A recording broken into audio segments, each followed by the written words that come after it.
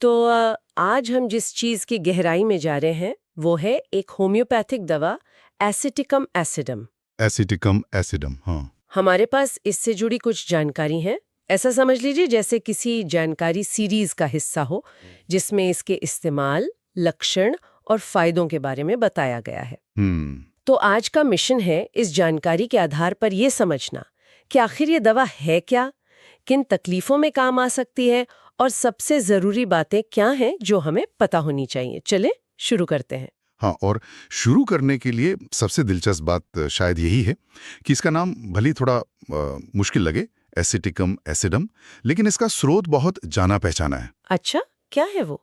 Acetic acid, जो आम सिरके मतलब विनेगर का खास हिस्सा होता है। अरे वाह, सिरका? हाँ, और जो जानकारी हमारे पास है वो यही बताती है कि होम्योपैथी में इसका इस्तेमाल खास तौर पर उन हालतों में होता है जहां शरीर में एसिडिटी बहुत ज्यादा हो एसिडिटी? और जो स्राव यानी डिस्चार्ज हों वो जलन पैदा करने वाले हों। ये बात सिरके की अपनी प्रकृति से काफी मिलती जुलती है ना? हाँ, ये तो है। अच्छा, तो ये सिरके से बनती है, मतलब घर वाला सिरका?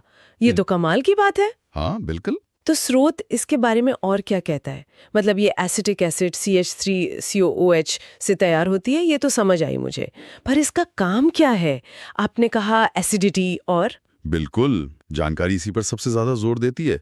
ये सिर्फ पेट की वो हल्की फुल्की एसिडिटी की बात नहीं है। अच्छा। स्रोत बताता है कि ये दवा उन स्थितियों में सोची जाती है जहां तेजाबियत यानी एसिडिटी बहुत ज्यादा हो और शरीर से जो भी स्राव निकल रहे हो, चाहे वो पसीना हो या दस्त हो या फिर म्यूकस मेम्ब्रेन मतलब अंदरूनी झिल्लियों से निकलने वाला कोई तरल हो, वो बहुत तेज हो और जलन पैदा करें। मतलब जहां भी वो लगे वहां जलन महसूस हो। ओह, ओके। ये दो चीजें बहुत ज्यादा, एसिडिटी और जलन करने वाले स्राव, इसकी मुख्य पहचान इस जानकारी के अनुसार। वाह, ये तो काफी खास लगता है। क्या जानकारी कुछ और लक्षणों के बारे में भी बताती है जहां ये काम आ सकती है? हाँ हाँ, बिल्कुल। लक्षणों की एक पूरी लिस्ट है इसमें। जैसे म्यूकस मेम्ब्रेन से जलन वाला और तेज स्राव होना। ठीक है। फिर एक और खास बात है, खट्टी गंध। खट्टी गंध? हाँ, पसीने में खट्टी गंध आना या शरीर के दूसरे स्रावों में भी खट्टी गंध होना। और जाहिर है बहुत ज्यादा एसिडिटी के कारण होने वाली जलन और बेचैनी।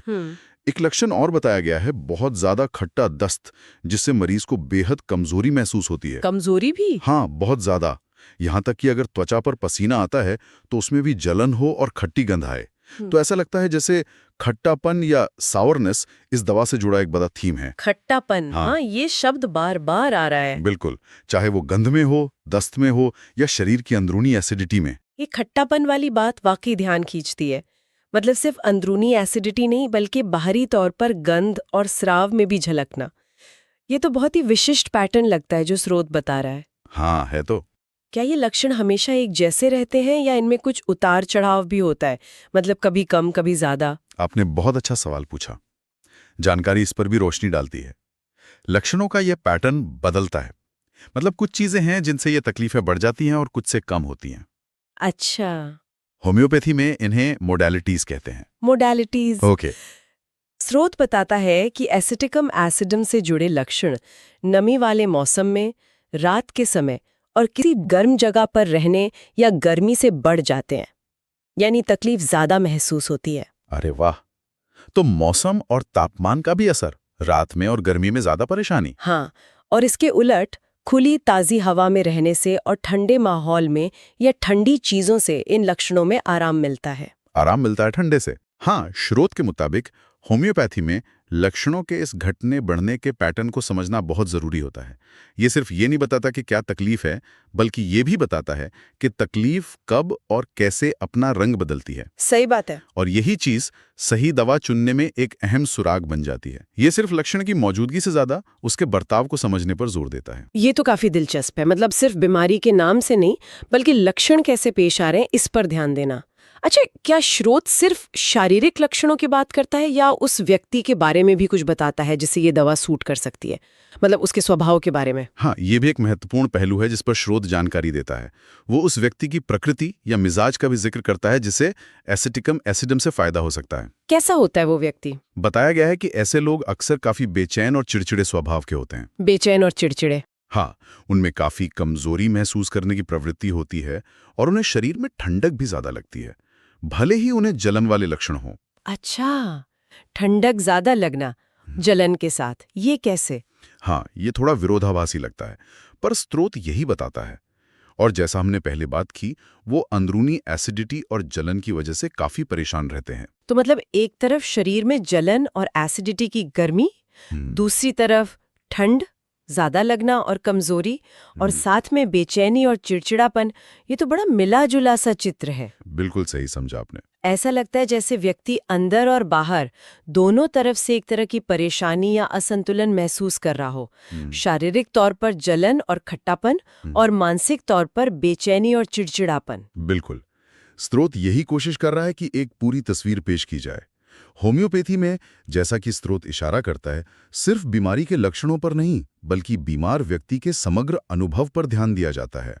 पूरा व्यक्ति। हाँ, उसका स्वभाव, उसकी आदतें, उसे किन चीज़ों से आराम मिलता है या तकलीफ पड़ती है।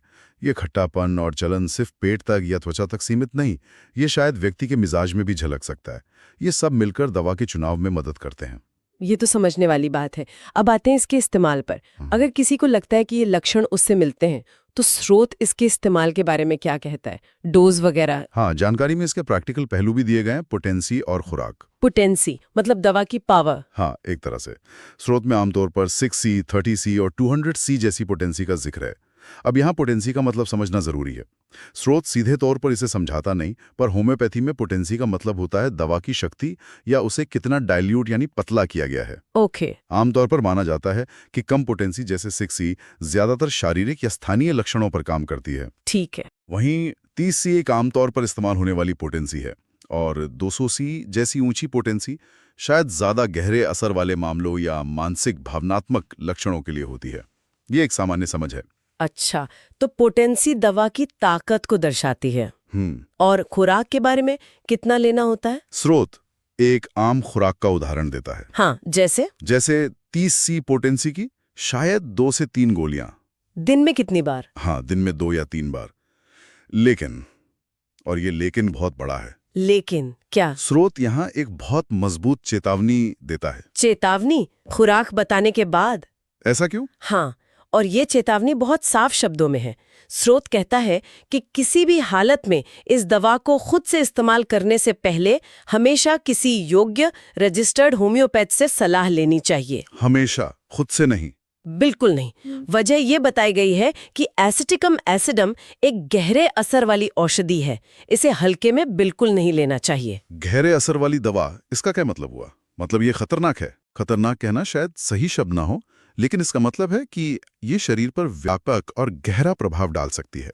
अच्छा। खासकर उन पुरानी यानी क्रॉनिक तकलीफों में जहां बहुत ज्यादा एसिडिटी के साथ जलन और कमजोरी हो।